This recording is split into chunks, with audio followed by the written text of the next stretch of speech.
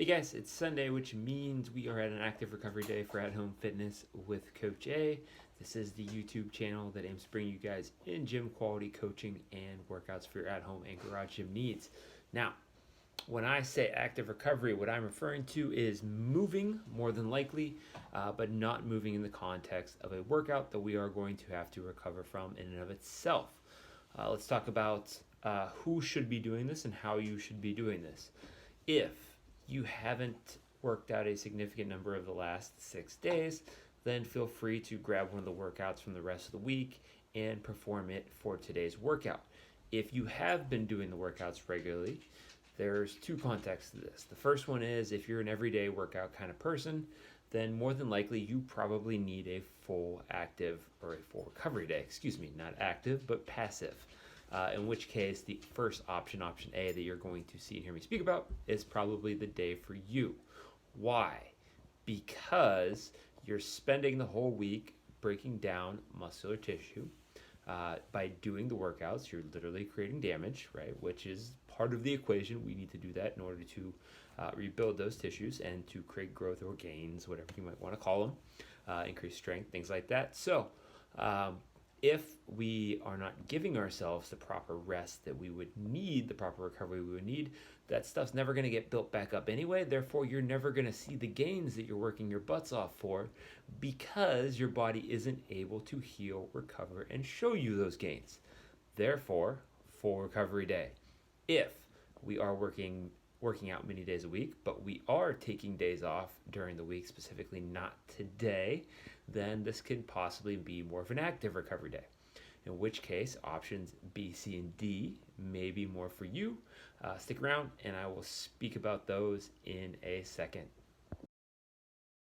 All right, option a full recovery day, which means we do not do anything, let alone everything.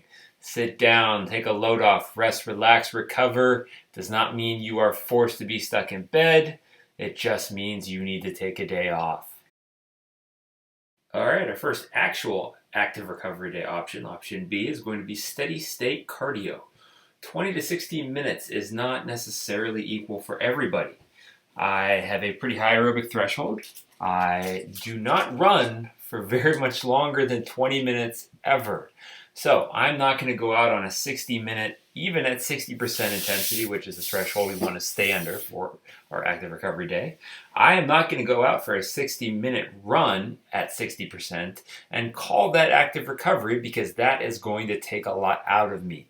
Now, this could be any of the basic cardiovascular activities, using a rowing machine, using a ski erg, riding a bike, etc. Going for a hike, just keep it at or below 60% intensity the entire time. You should be able to have a conversation with whatever you're doing. This will allow the body to flush out lactic acid and help aid the recovery process without forcing us to recovery from this specific activity.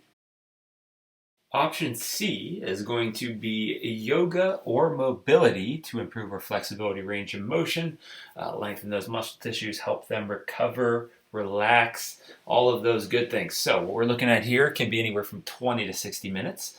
60 minutes might seem kind of long, but if you guys are going to a slow-paced yoga class, it is probably going to last 60 minutes anyway. Now, it can be in a class atmosphere, such as a yoga studio, or it can be alone at home.